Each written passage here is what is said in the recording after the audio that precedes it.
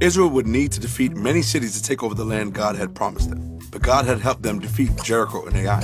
And he would continue to fight for them and give them victory. The king of Jerusalem, Adonai-Zedek, heard that Joshua had captured Ai and Jericho.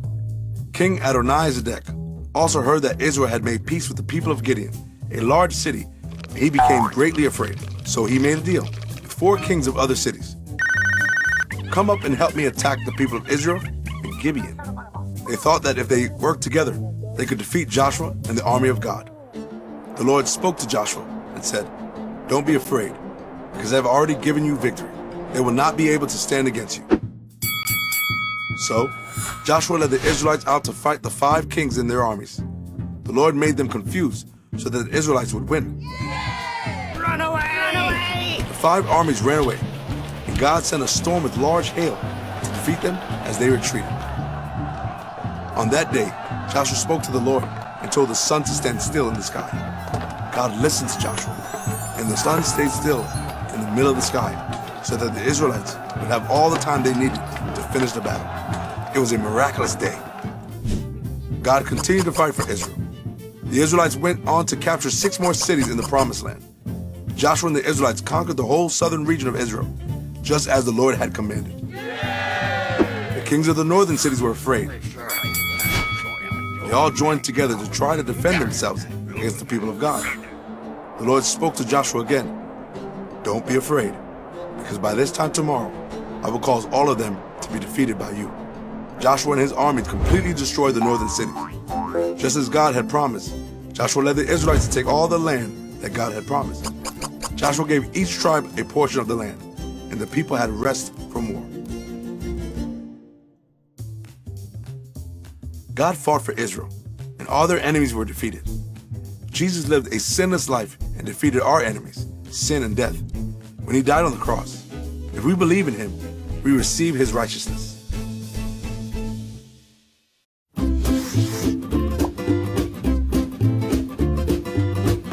Hi there, I'm Pastor Kevin. It's time for Questions from Kids. Graham from Abilene, Texas asks, how does Jesus defeat Satan? this question makes me really excited. Jesus defeated Satan by sacrificing himself to God for us. That's it. He won by dying. I know it may seem a little strange that Christ won by dying, but don't forget, he also got out of the grave. God's true and holy word tells us this in 1 John chapter 3, verse 8. The Son of God was revealed for this purpose, to destroy the devil's work. Yes, Christ had a purpose or job, and he completed his job. So as a side note, if you have chores at home or a job at school or church, always do them. Go home today and do your chores and clean your room. We must also remember Ephesians 6:12 tells us this, for our struggle is not against flesh and blood, but against the rulers, against the authorities, against the cosmic powers of this darkness, against evil spiritual forces in the heavens.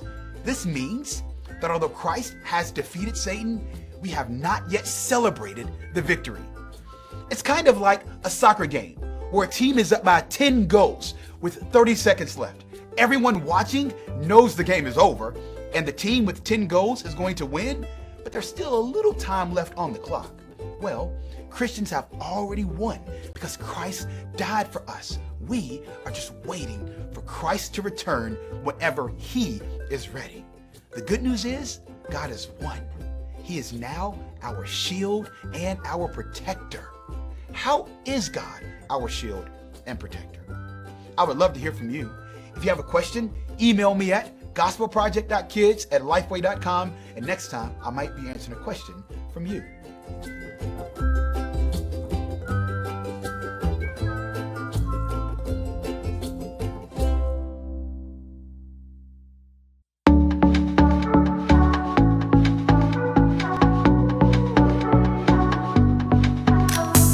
This is how the world will know, how the world will see that we live what we believe with everything we do, every word we speak.